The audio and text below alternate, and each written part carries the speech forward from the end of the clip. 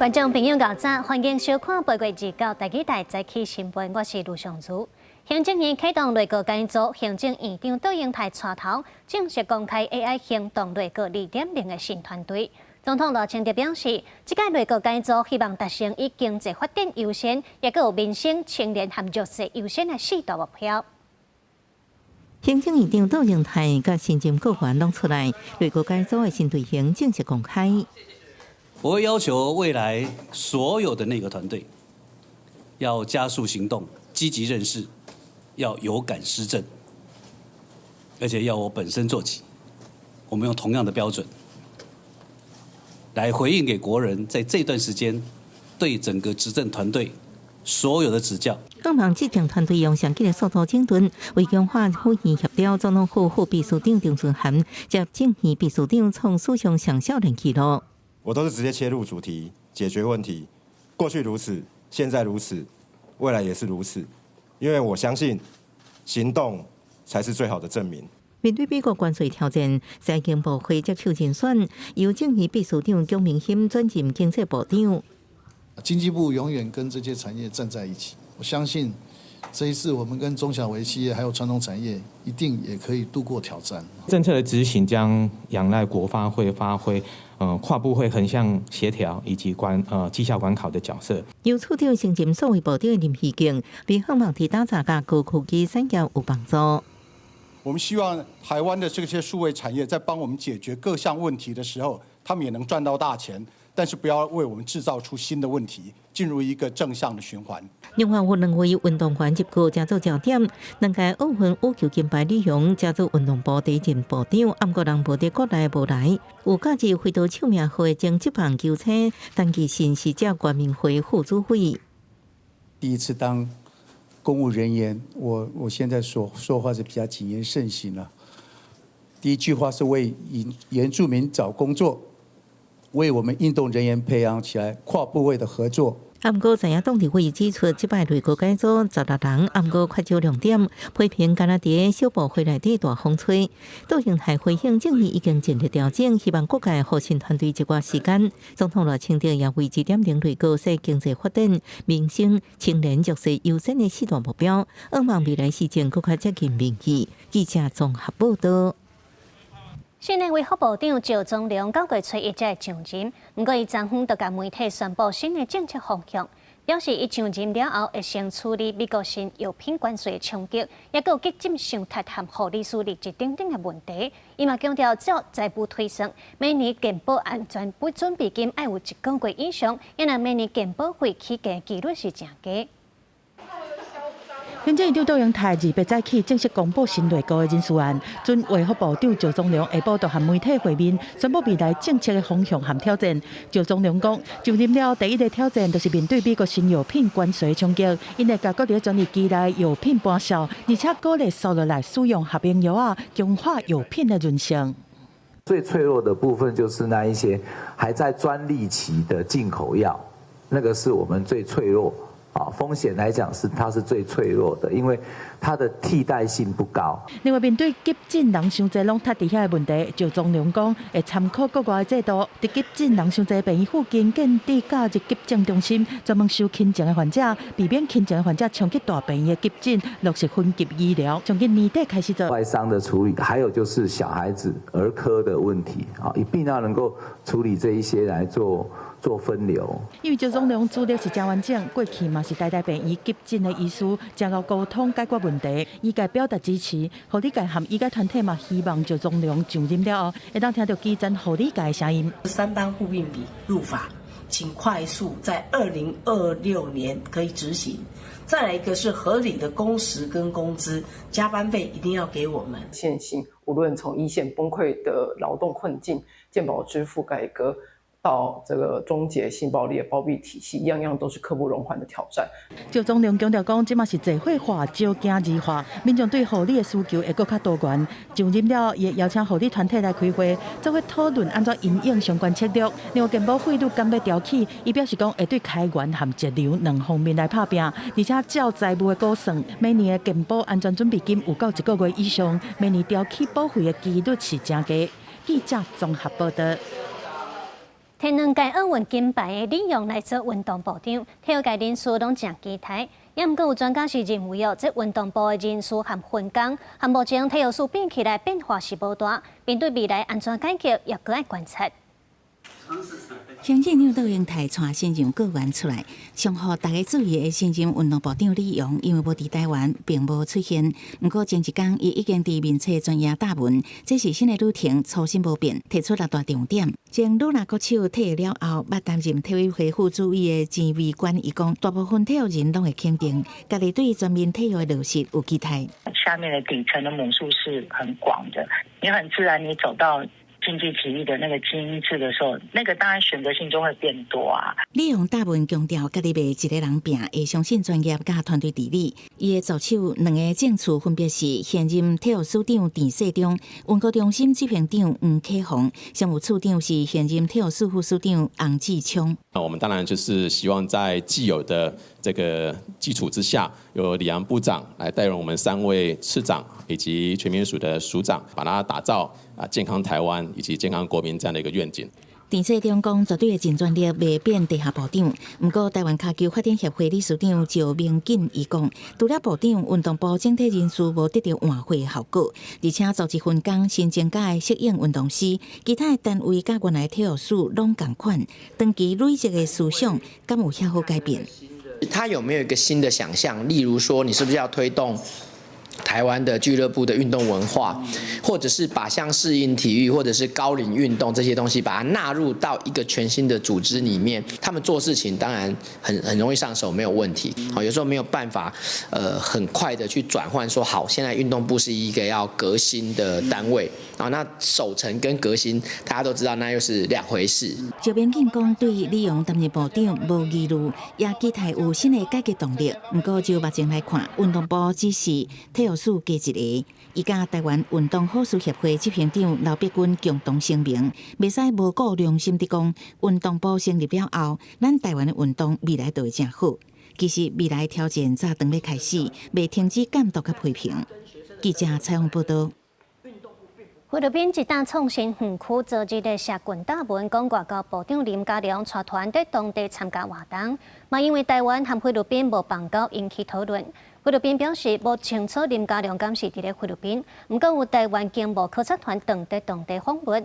咱的外交部是解释讲，这团是农业部带台美企业去菲律宾考察投资和贸易环境的。可以帮我们讲一下，说那个部长现在是不是去菲律宾访问？访问到外交部长林佳龙敢当伫菲律宾出任务，处长吴志忠是笑甲真神秘，因为前一天回国一个创新园区的社群答问，内面看到林佳龙当带团伫当地参加活动，因为台菲并无邦交，引起外界讨论甲真热。菲律宾现任总统小马可斯的参议员大姊艾米马可斯，就讲这个访团真有争议性，烦恼影响菲律宾和中国的关系。I believe it's the presence of the rather controversial independence advocate, Lin Chia-lung, who accompanies the Taiwan delegation here in the Philippines, and the so-called foreign minister. This is a business delegation. We have no direct knowledge if this person is here. 菲律宾的外长敢若证实讲，有一个台湾的经贸考察团当地菲国台访问，日要讨论一种政策议题。听证会顶悬是指出讲，菲国无承认台湾是主权国家，但是强调两岸的议题按两岸的人民来解决。外交部长林佳龙是否率团访问菲律宾？外交部目前没有评论。咱国的外交部嘛正低调表示讲，这团是农业部处长、国营协会长和美台农业协会做伙组成，去菲律宾考察投资和贸易环境，相信是对能够推进台菲经济走廊各项合作计划，落实台美做伙伫第三地开发的目标有帮助。台菲关系其实有很多面向，那不是只有经济上，在很多跟发展、跟社会，还有甚至广义的安全上，都有很多的合作。学者对台菲关系的发展态度是真正向。其实小马可斯上任以来，双边关系是愈来愈密。菲律宾今年4月是放宽台菲政府官员交流的限制，除了政府总统、外交部长和国防部长以外，菲国的官员都会当提一般护照访台，卖当接待台湾的经贸投资访团。另外，小马可斯伫8月初嘛捌表态，讲若台海爆发冲突，菲律宾无法度当作无伊的代志。记者综合报道。经过大罢免了后，民进党内拢认为问题是出伫咧党团总调郭建明，而且点嘛表态党团改选更加符合社会期待。有风声讲，党秘书长徐国勇要发起改选党团干部联署书，包括立委郭国文、王世坚拢有证实已经签联署了，因那郭建明是无加做回应。 罢免落幕，绿营甲箭头击向民进党团总调郭建明，党秘书长徐国勇，阁想要发起立委联署，全面改选党团干部。总统赖清德嘛亲身表态。那现在行政院卓荣泰院长正进行内阁的改组，在这个情况之下，如果党团做改选，我相信会更符合社会的期待。 根据了解，总统府秘书长潘明安日前暗时亲身拜访郭建明，希望伊主动让步。不过郭建明敢若回应，这个时阵愈讲会愈火。我来报告预算的哈，我只能讲一句话：此时无声胜有声。 郭建明是民进党创党党员之一，也是立法院上资深的立法委员，为1993年到今已经连任10届，伫国会拼30多年。罢免失利了后，民进党立法院党团6长陆续表态无续任负责。立委王义川嘛提出是政策会执行长。伫王义川请辞了后，民进党团干部7长敢若剩总调郭建明。那你会签吗？我已经签了。拿到联署书啊，我也签了。最后的温柔是永不止息了。要竞选高雄市长的立委赖水龙嘛表态支持党团改选，不过立委林岱华日7暗时颠倒发声明，表态无参与任何针对性的联署，强调检讨应该为家己做起，何必怪郭总调。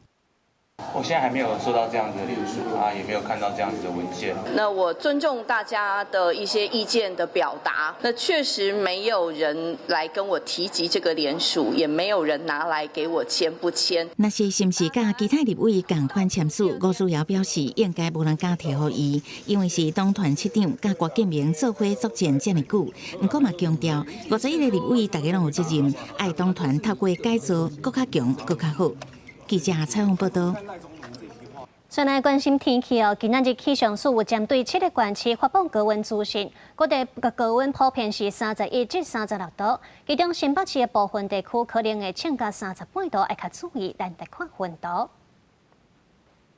因为偏东风、斜风的华东地区恒春半岛，无定时会落准雨，还是雷公雨。加上北海岸含东北部地区嘛会落小可雨，其他地区拢是一份好天。敢若桃园以南过道是较会落雷公雨，民众都要更较注意这天气的变化。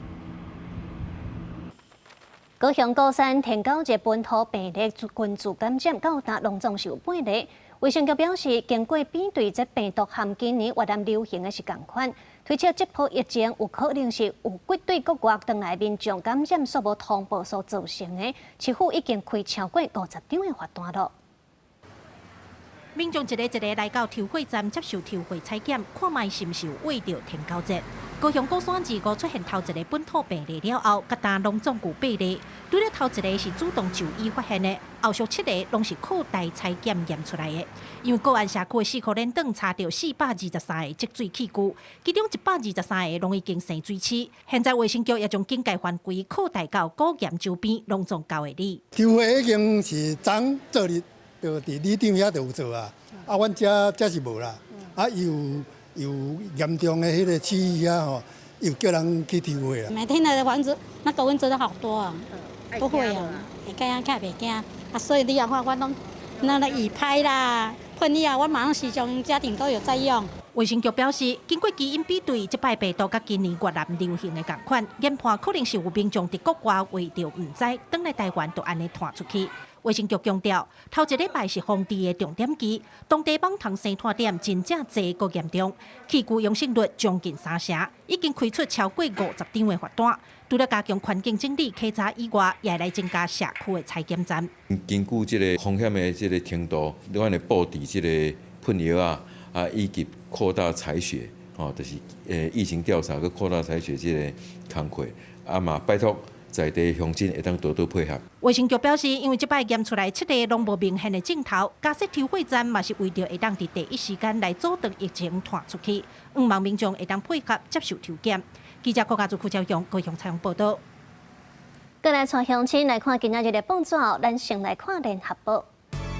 罗西亚总统美空袭乌克兰，用美国600架无人机和30多架飞弹攻击乌克兰首都基辅等所在，造成至少18人死亡，48人受伤。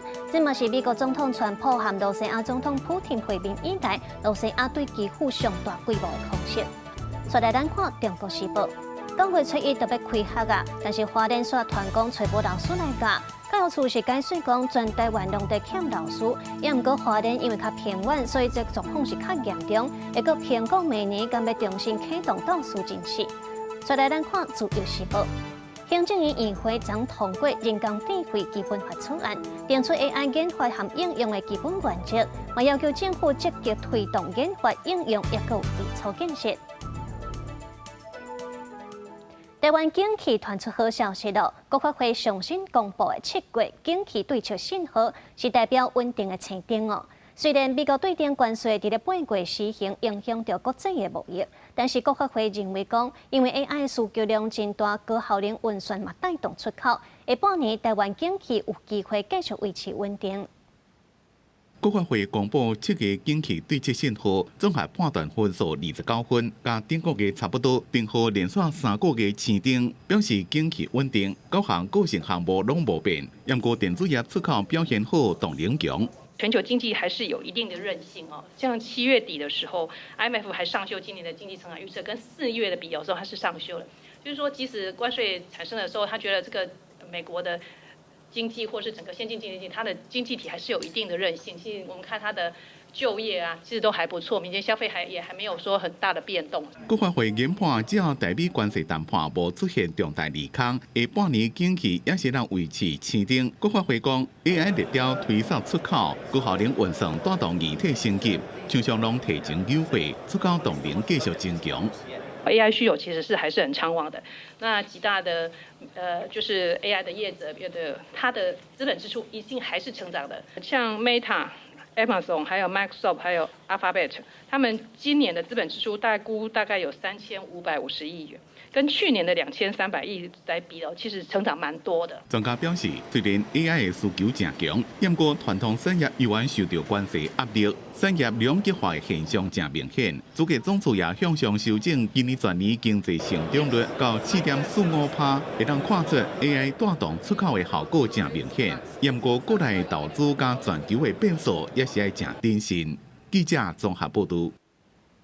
北检侦办超市进口卵的案件，查出超市公司负责人涉嫌甲进口卵的采购绩效报较悬，甲中央畜产会诈领超过6000万。迄当时的畜产会专员吴俊达也互指控无老实验收等罪行，专案总是间结。有3个人互照早期处裁定罪嫌起诉，也那农业部前部长陈俊杰，也有现任部长陈俊贵等5个官员，检方是草无不法抢劫。拍什么拍了？好烦啊，真的是。如果澄清一下，既然你不想被拍的话。有什么好澄清的？捌互检方约谈镜头前大声呛声，伊是真武桥成立的超市公司也出菜干风波。这案经过检方调查，查出幕后主导者是伊的查某囝吴如辉，伫国内欠卵期间买进口卵，涉嫌关报绩效向中央畜产会请款，赚超过6085万，2个人拢互北检起诉。依刑法诈欺取财罪、业务文书登载不实罪、洗钱罪等，依法提起公诉。检方发现吴如辉一个人假做几落个人，身兼日方代理商、台湾进口商加超市公司的代表，互人控告以一条龙的方式购买进口卵，各找各种的名目有关汇款费用，互检方具体求刑2年。不过畜产会无落实管控，甚至有人协助处理。专员帮澄清一下。同款互人起诉，也有当时担任畜产会专员的吴俊达，涉嫌配合吴如辉假报称图延误费用、汇款手续费，成功对价请款，连鸡卵来台了后都无亲身到场验收。专案一大争议，也有超市设立前，哪会会当甲畜产会提早签约，互外界质疑道理。农业部的前现任部长陈吉仲、陈准贵等人伫侦查阶段，原来互人约谈到案。不过检方清查金流无发现各样，国家跳伞会当时并毋是干那甲超市签约这理由查无不法签结。不过今年3月，农业部甲前特务市长张经纬颠倒先互监察院弹劾。公务体系给他的资源真的是太少了，这么少的人经手这么庞大的这个标案，然后做这么多的事情，但问题是这里面确实有疏失，也有一些疏漏之处。这个我们当然都尊重了。对啊，那是专案其他被告，前跳伞会执行长陈长兴、前家勤所长景英泰等5人，因为罪嫌不足无起诉。记者采访报道。来看国际新闻哦，全球上大倒戈仍然正做国际焦点，因为美国总统川普几两届是公开表态，想要摕到主权。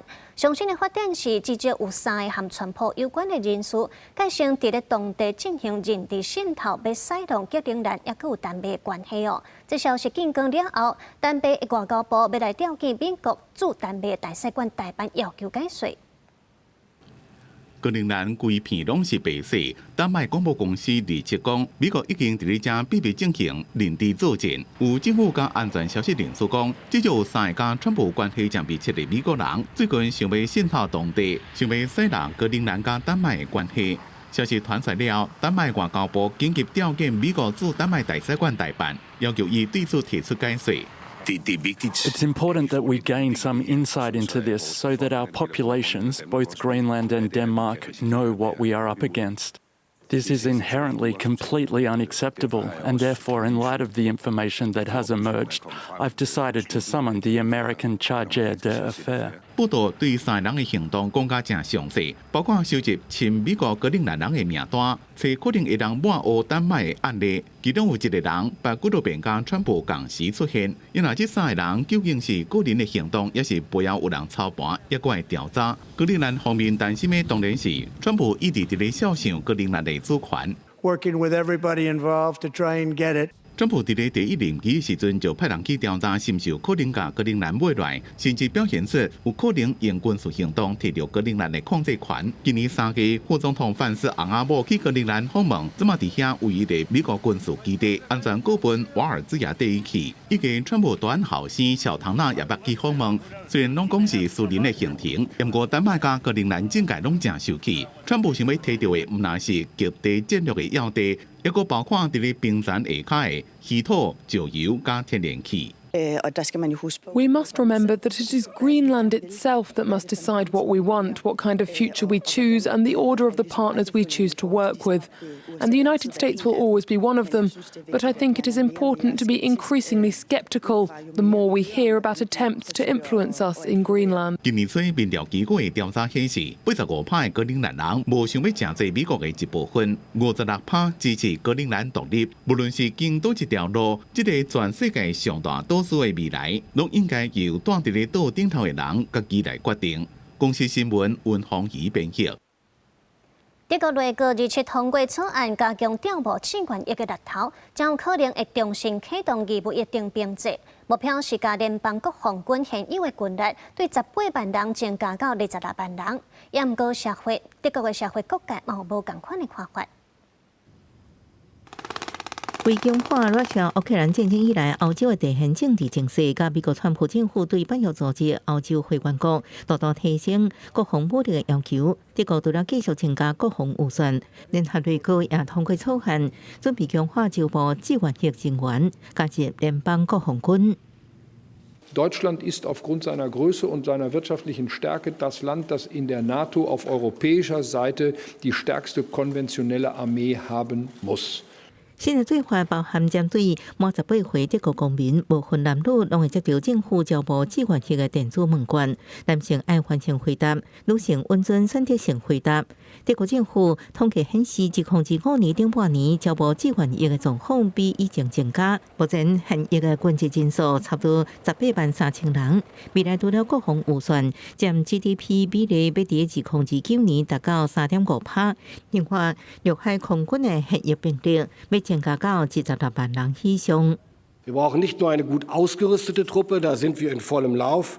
Dafür sorgen wir seit 2,5 Jahren und hören nicht auf. Wir brauchen aber eben auch eine personell stark aufgestellte Bundeswehr. Erst dann ist Abschreckung als Ganzes auch wirklich glaubhaft gegenüber Russland. 德國喺2011年喺前總理梅克爾任內廢除義務役徵兵制，改做全部兵制。根據上屆內閣決議草案，暫時無考慮重新啟動徵兵制。 Dass es aber langfristig angelegt werden muss und nachhaltig sein muss und dass es darum geht, gleichzeitig den Mindset in der Gesellschaft, gerade auch bei jungen Männern und Frauen, zu verändern und für Verantwortung für diesen Dienst am Land zu werben. 外電報道指出，南部兵進行武裝有期，軍方國需要更加濟人力，無排除開放徵兵制。總理梅爾茲所屬嘅保守派基民黨聯盟，因為愛授權政府隨時延長啟徵兵制，免大家國會通過。暗過國防部長皮斯托瑞亞斯所屬社會民主黨用嚟主張維持全部兵制，用改善待遇來吸引更加濟人來做兵。公視新聞徐家仁報道。 伫咧南韓通過一項禁令規定學生伫咧上課的時，袂當用手機還是電話型在裝置。拍算明年3月要施行，毋過家長含囡仔立場是無共款哦。有學生是質疑這條禁令無一定會當解決用手機的問題。特別開學學生囡仔佇課堂，大家手機一直耍的經常，為明年3月開始就會禁止。 반대 30일인 기권 17인으로서 초중등 교육법 일부 개정 법률안 대안은 가결되었음을 선포합니다. 根據這個法，學生上課期間一律禁止使用智慧型手機智慧手錶平板電腦，也甲筆記型電腦，即係有通訊功能的智慧型裝置。手機禁令是行的算較會嚴，有愈來愈濟研究指出，手機算掉的，即係學生囡仔大腦發育甲情緒成長歹處真濟。不過法案嘛有設一個例外情形，若是學生囡仔因為身心障礙，還是特殊教育需求，還是因為教育的目的緊急狀況，經過校長甲教師同意，會當佇課堂內使用相關設備。南韓人口5100萬，政府調查發現，2024年有1/4對手機先過頭使用，10歲至19歲青少年比例加一倍，差不多43%，而且也持續地增加。南韓唔是頭一個對未成年學生進行手機管制的國家，芬蘭甲法國已經有針對小學還是特定年級實施類似的措施。意大利、荷蘭甲中國是將禁令擴大到各級學校。 上早實施青少年社群媒體限制的澳洲，這陣嘛進一步擴大相關的範圍。公視新聞吳文玲編譯。另外，喺英國，智慧型的手機是真普及哦。25歲至34歲少年人，逐工用手機超過4點鐘。為了要改善這款的狀況，英國的離線俱樂部就推出所謂百度之夜，讓民眾在現實當中交朋友做回算，嘛通發現無手機也有生活趣味，反應真好。 Are you willing to be grown over? 立場真正解釋個手機搞出來，英國嘅離線俱樂部辦所謂百度之夜，150張門票可能搶了了。若是家己願意來，一個月開9.5英鎊，差不多大票407塊買票。而且攏是傳好才來，2點鐘嘅活動，現場放音樂，有人請捧西、畫圖、看書、看報紙，或者是摕計算機算數學嘅題目。一個人拿零咖啡、拿冥想。主辦單位講，來參加這場活動嘅民眾年紀佇咧20到35歲中。根據英國通信管理局嘅資料顯示，年紀佇咧25到34歲英國少年人，逐工額頭耍手機嘅時間超過4點鐘。 I could spend anywhere between like 6 and 8 hours on my phone a day, especially on the weekend if I'm not working. It's like compulsive and like almost addictive in a way. 第2點鐘是開放大家交新嘅朋友，做伙開講或者是耍遊戲，回歸到無手機嘅樂趣加生活體驗。活動結束，大家將手機摕出來，加新朋友加入社群媒體。英國網紅拉姆佇社群媒體展示家己嘅影片圖。 因為有人講伊欣賞伊嘅作品，可以慢慢沉浸喺咧網絡上發表作品，也可以正緊就超過17萬嘅粉絲。不過當轉到現實嘅生活，拉姆所感覺空虛孤立，因為伊嘅人際關係加成就感攏是來自虛擬嘅空間。所以拉姆開始想講，是唔是應該返璞歸真，莫過用智慧型手機改用傳統嘅手機。Since I got rid of my smartphone, I've probably lost 20,000 followers. So I wish I could say it hasn't made a difference, but it definitely has. Now that's just judging it by one metric. My career has actually taken off, but outside of social media. So I'm not showing up in people's timelines, but I am showing up in literary journals and in newspapers and in galleries because I've put more emphasis on the real life networks that support my career instead of this one digital platform. 咱无发现，降低使用手机啊，对实际生活并无偌大影响。颠倒会当感受到家己存在价值的时阵，伊就想要推送，互每一个人拢知影，无一定要用智慧型手机啊。公司新闻沈乐培编辑。今日国际还有啥物大代志？咱做伙来看世界。日本防卫大臣中国元今仔日来访的英国国防大臣希里，伫咧日本防卫省举行会谈，嘛公布联合声明，强调台湾海峡和平稳定的重要性，认为这对世界的繁荣是真重要。出来，北韩领导人金正恩9月初3要参加中国举行的抗战胜利80周年阅兵活动。有专家就指出，金正恩有可能是要借这届的机会来稳定北韩和中国罗西亚合作关系，来回应美日韩加强合作。出来，泰国气象局表示，风台减气已经减弱至热带低压，这粒风台升到泰国北部，上大雨嘛造成崩山，上无时已经有5个人死亡，7个人失踪。镜头转到国内，台北市交通局宣布9月13会将公馆圆环拆掉，将公车地下道囤起来。将民间团体和当地里长，还有附近的大学生代表拢认为，市政府应该爱用成本较低的漂线漂质来改造改善圆环的路线。那这个工程一届做落去，恐怕是会造成交通的黑暗期。也毋过，交工处是认为讲，这漂质漂线的做法效果真有限，65天内就会当把这圆环拆掉囤地下道。就算毋是上下班高峰的时间，台北市公馆的圆环，那公车一班搁一班，汽车甲机车也真多。台北市府考虑公馆的圆环常常发生交通事故，宣布要伫9月13把圆环拆掉，搁甲公车地下道囤起来。引发民间团体甲附近学校、有里长的反弹，表示透早做伙召开记者会。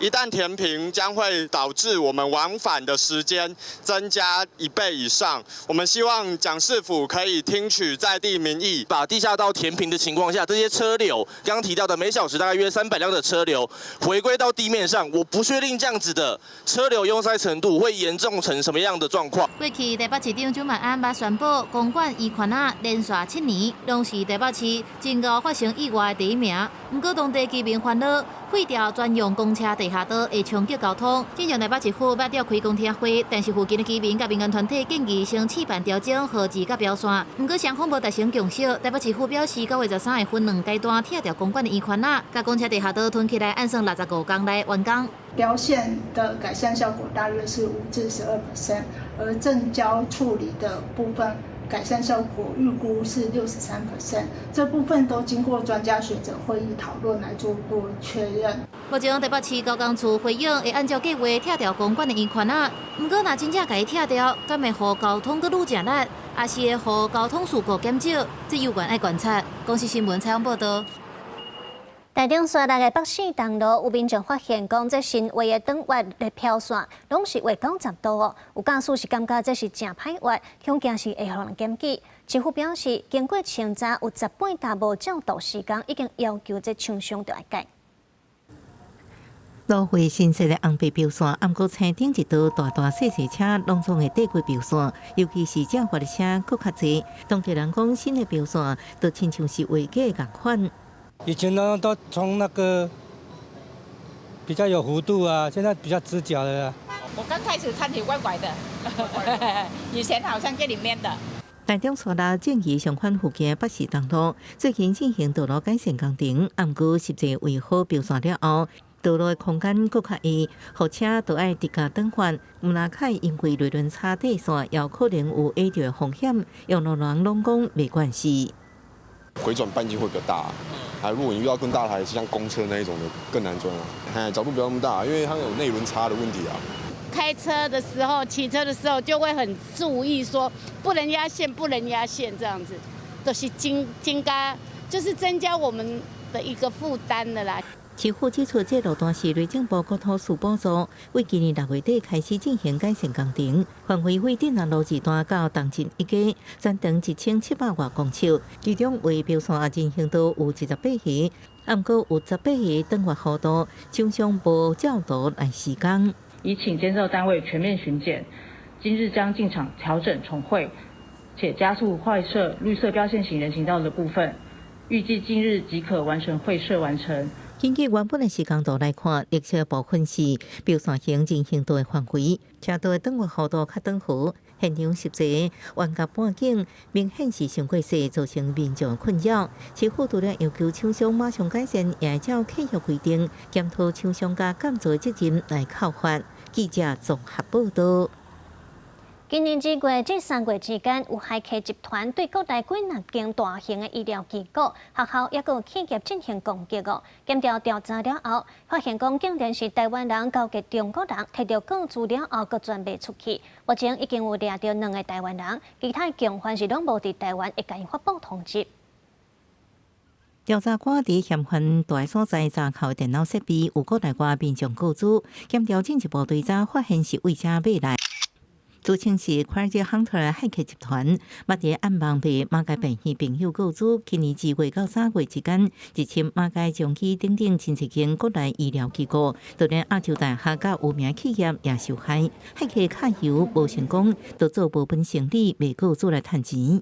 犯罪成员为赵姓路人及刘姓、郑姓2名国人，在扣案电脑中查获数万笔内含大批国内外各资之档案。以及与 Crazy Hunter 集团交易基证。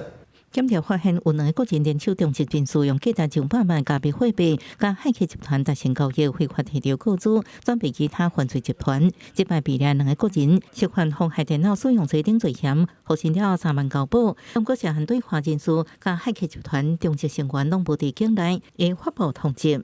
基本的防护，我觉得大家目前都有导入，但是你要更深层一点，或是针对于一些新形态的这种骇客型的入侵，或者是刚才讲到这种 zero day 的这种攻击，事实上，我觉得目前国内的防护可以再增强一点。国内无论公署部门拢陆续遭到骇客攻击，调查局事件各单位爱密切合作，关键建立或者加入治安联防体系，抵抗治安威胁。专家点出，各单位的治安防护拢爱阁升级，伫触发这种的犯罪应该加大力头，唔但爱动发骇客，也免将违法买的人轻轻放掉。记者综合报道。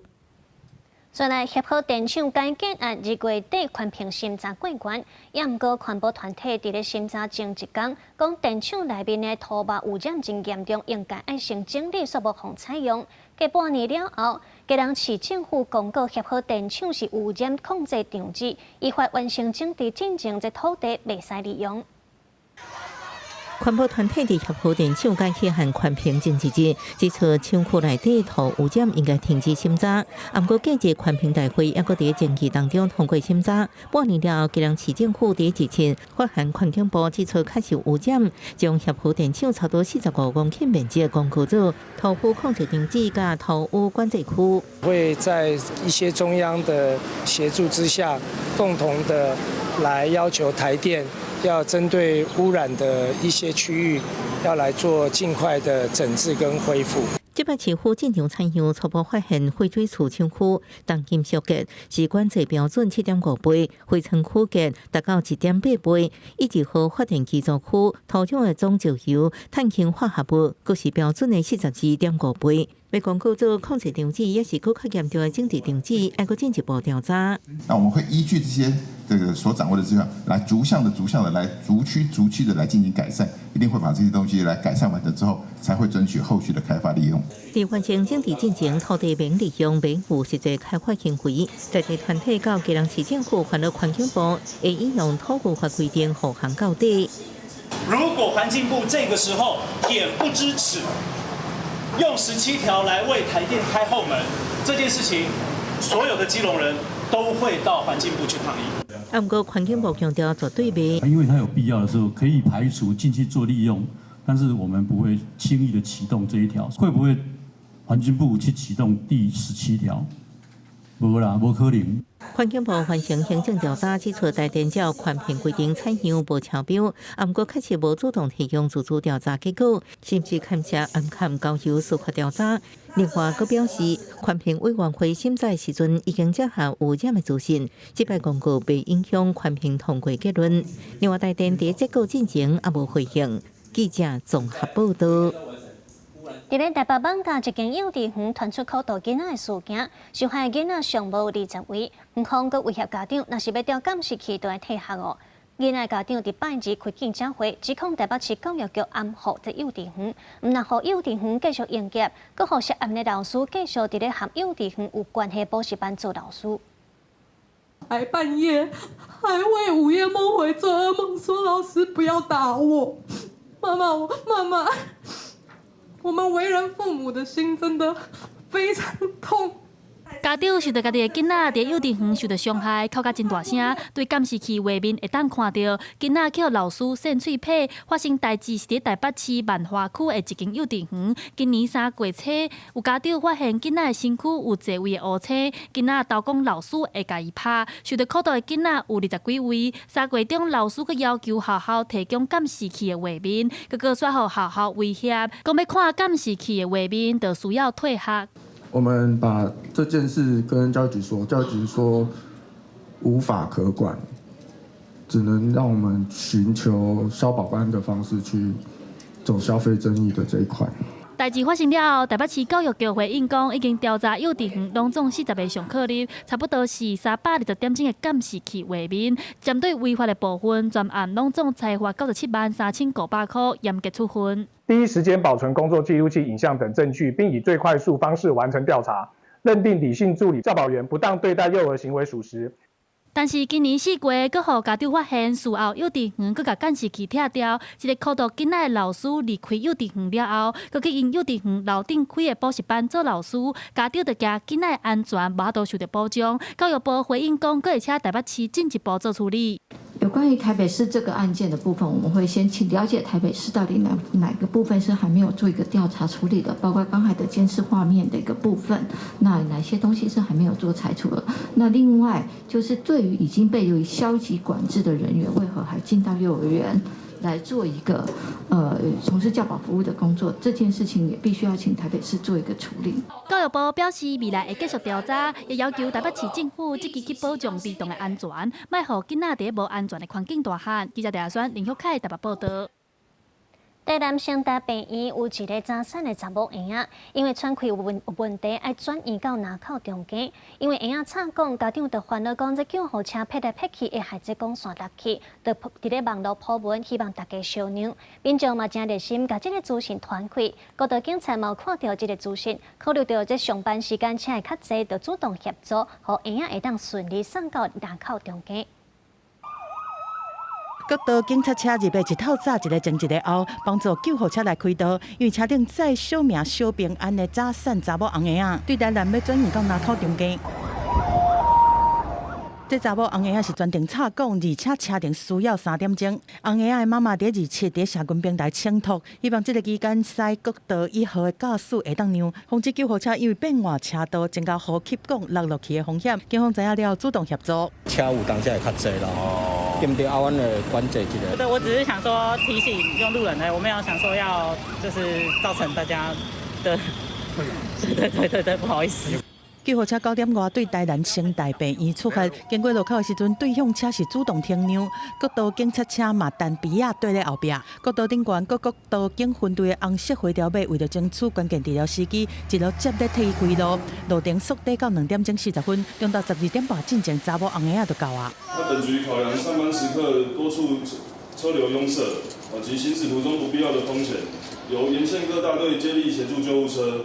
并于12时23分安全抵达林口长庚医院。宝宝已经顺利的抵达我们医院，那我们也将宝宝安顿好在我们的加护病房里面。根据了解，查某红婴仔是7月初3对家己大啉主治，转移到台南成大，后壁佫因为呼吸的问题，日夜早起佫一摆转移到南口的中间。家长发文感谢各界的关心，互转移的过程平安完成。中间这边表示讲，查某红婴仔入去加护病房了后，目前性命的定相拢真稳定，嘛想到会尽科学精神，甲红婴仔照顾好。记者综合报道。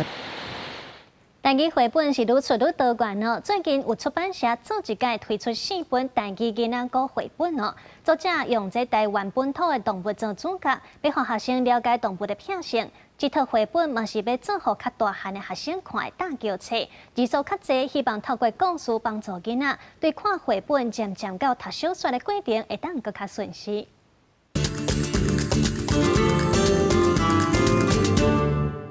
妈妈行去洞口影一个，讲也袂，日头搁伫山沟底比小吹。扫运动地当听到台语绘本，咱的厝边伫倒位的故事，这是周宝明和张玉文两位国校的台语老师所出的台语绘本，拢总有4本册，是以台湾的本土动物做主题，有包括拉里、长尾山牛、河流和台湾咖喱山顶的故事。阮咧出册时候想讲要甲在地做结合，所以阮就有用在地动物，比如讲我这本就是迄个拉里。这本就是河流，宝明老师另外2本的有讲到迄个咖喱山有足侪动物的啊，佮另外一本是长尾山牛。两位老师讲，这4本册是要做互国校中高年级的学生看的叫牛册，字数会比绘本搁较侪，拢总有1200字的台文字，希望透过故事帮助囡仔对看绘本过渡到读小说的过程，会当愈来愈顺遂。阮这定义这交流册是讲，伊就是要过渡去到专文字的册，这个字，交流册会比多册的字较侪，度较少，安尼互较高年级的囡仔来看。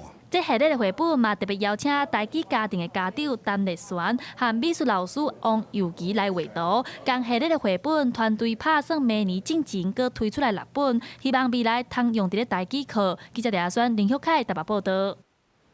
下礼拜六就是中元咯，屏东恒春的传统民俗活动四姑坪掌先进行徛电锅的仪式哦。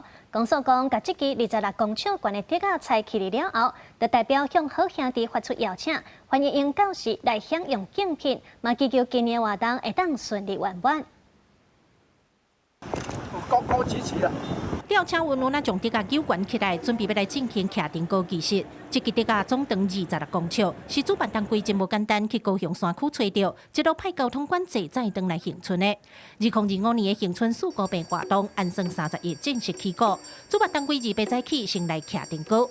公所表示，这个电锅就亲像是基地台，也是贴吧同款。拆起了后，附近的好兄弟仔看到，就会知影这有穿好料的要款太紧。电锅愈悬，呼救的范围愈宽，祈求好兄弟仔必救，今年的活动顺顺遂遂。我是从那里高雄来的啊，拉马夏，只有拉马夏有。今年的四姑坪比赛，拢总有17队报名参加。公所讲，因为核三枪停放，互今年的活动补助金对原地250万减价剩50万。加在有关府甲侪单位的斗相挺，将这个差价补起来，或这个对清朝流传较大的活动会当闹闹热热办落去。尤其今年是恒春建成150周年，意义特别无同。把这个100年传承继续延迟下去，然后呢，还是刚才讲的这个敬鬼神的意涵呢，包括在里面，然后祈求恒春所有的乡亲呢都能够平安。公所表示，四姑坪比赛是伫9月初6中元节正日迄天来办，不过对30日起，恒春遮都有一系列的活动，欢迎民众到店来感受这个有100年历史的传统民俗文化。记者郭炳哲、柯家祖、柯兆阳屏东采访报道。再来，伫咧南投有举办总破西培训的课程哦。经过55点钟的培训，要协助已经摕到烘大底认证的民众，进一步学习原住民文化料理。学员照老师的指导，把鸡仔切薄薄放伫盘啊，互料理看起来水果好食。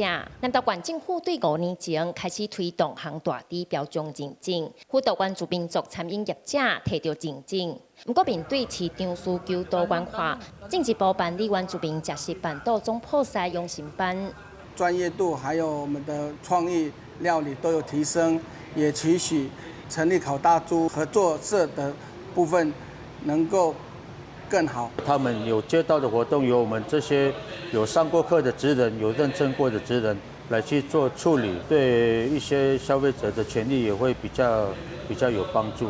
官府表示，除了推撒烘大底标章认证，目前嘛已经辅导成立合作社，或者烘大底师傅有机会接触全国甚至外县市的工课。亲像今年国庆宴会伫南投办，县府就请因去办到，若要检验学员的学习成果，嘛是一个推广的好机会。融合着因的材料做，这较是重点，无因单啊定行低尔。我们南投县内的各项大型的活动，我们都先邀请我们认证过或是合作社的一个业者，共去做结合。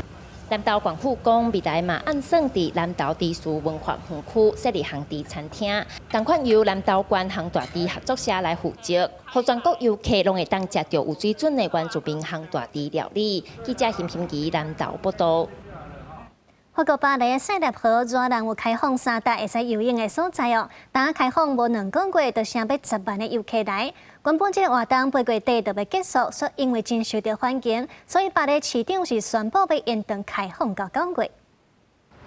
巴黎市的民众伫遮热的天气想办法纳凉。今年热天是塞纳河8年来第一遍开放予一般民众落去受水。伫咧埃菲尔铁塔下骹格纳内码头，法国国家图书馆边仔的博斯河道，也个伫巴黎心脏地带马里之流附近巴黎圣母院边仔的路易斯道，拢会当落去受水。有人排队排点外钟才入去，这么开放的时间会搁再延长。Encore 2 mois, tout le monde disait qu'il y aurait personne, que ça marcherait pas, que personne se baignerait. Voilà, on va atteindre en fin de semaine les 100 000 personnes qui ont fréquenté les 3 sites.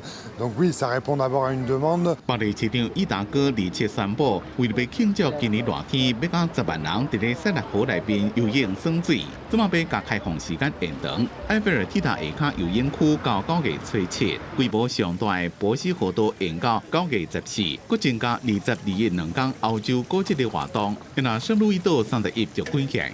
D'un impact environnemental très positif qu'on constate depuis plusieurs années, mais qui évidemment a été accéléré, notamment depuis 2024 et la tenue des Jeux Olympiques et Paralympiques qui était vraiment le déclencheur de ça. Voilà, donc on. 延长开放就要开33万欧元，差不多是代表1175万。不过7月因为落雨，游泳区捌被迫关2礼拜，其中一边是7月最后开放迄天的过灯工。巴黎下水道系统是19世纪设计挖出来，离这么年代真久，排水的能力有限，若雨落较大就制作袂调，雨水甲污水拢流的塞纳河。当局伫巴黎奥运进前就开差不多14亿欧元改善水质。公司新闻吴文玲编辑。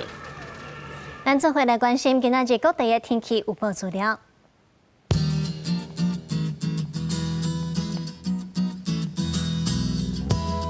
北部地区26度至35度。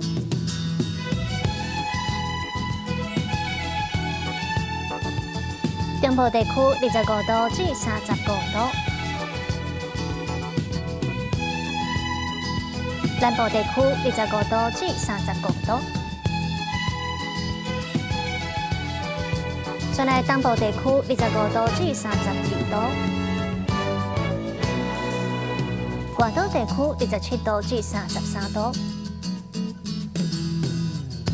过来是未来3天的气象。